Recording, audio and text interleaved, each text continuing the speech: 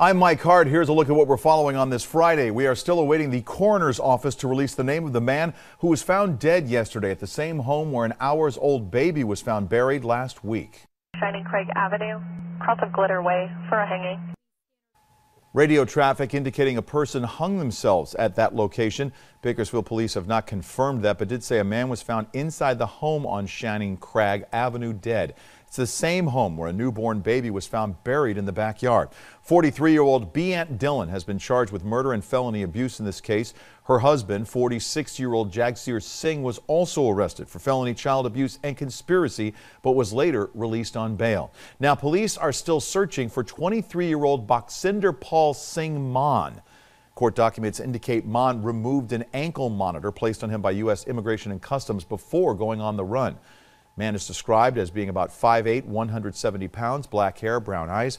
If you know of his whereabouts or you've seen him, call 327-7111. The cleanup continues from the recent storms that swept across the county. Warm rains causing snow to melt that led to flooded rivers in the Kern River Valley. Residents in Kelso Valley worried about a possible levee breach.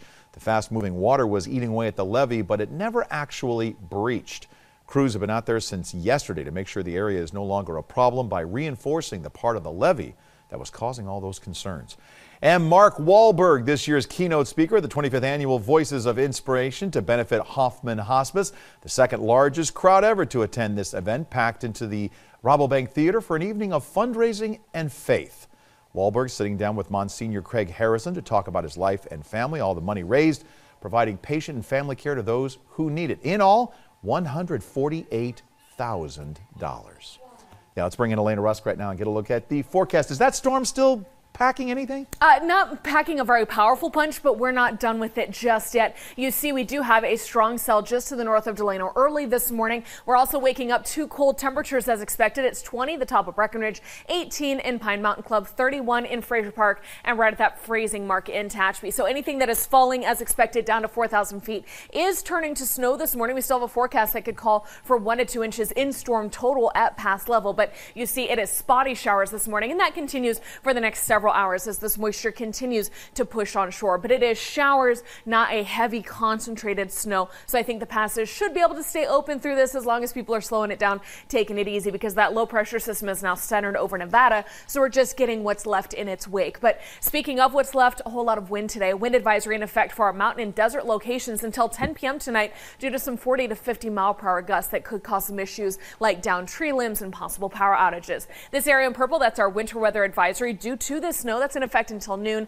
After that, we see the temperatures getting up above freezing and the last of the moisture staying away. So with this, don't forget that we still have a hydraulic outlook. There's no longer a flash flooding concern, but the flooding potential in our mountain locations continues because we will have more spring snowmelt over the next several weeks. Rivers and streams are already under stress, and then you add additional water onto that. We're recharging our reservoirs, which is great, but a lot of output needs to come down into the rivers, and so increased flow is dangerous, not just for flooding, but for anybody near those waters, you can quickly get swept away. Let's take a look at our futurecast showing you the last of those showers, like I mentioned, tapering off afternoon. We'll get some sunshine through those clouds, and it is a cool day out there, especially with the wind. Not much accumulation at all here on the valley floor, just a few hundredths up in the mountains. The last of the moisture will be about a tenth or so by the time we get into noon and everything's all done.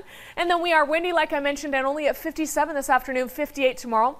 And chance of showers early Sunday, really staying to our north. That chance of showers on Tuesday, that's kind of a 50-50. And you see we're going to be in those 60s for the weekend ahead. All right, and that's a look at what's making headlines at this hour. We'll, of course, have another update for you later today. Have a great Friday.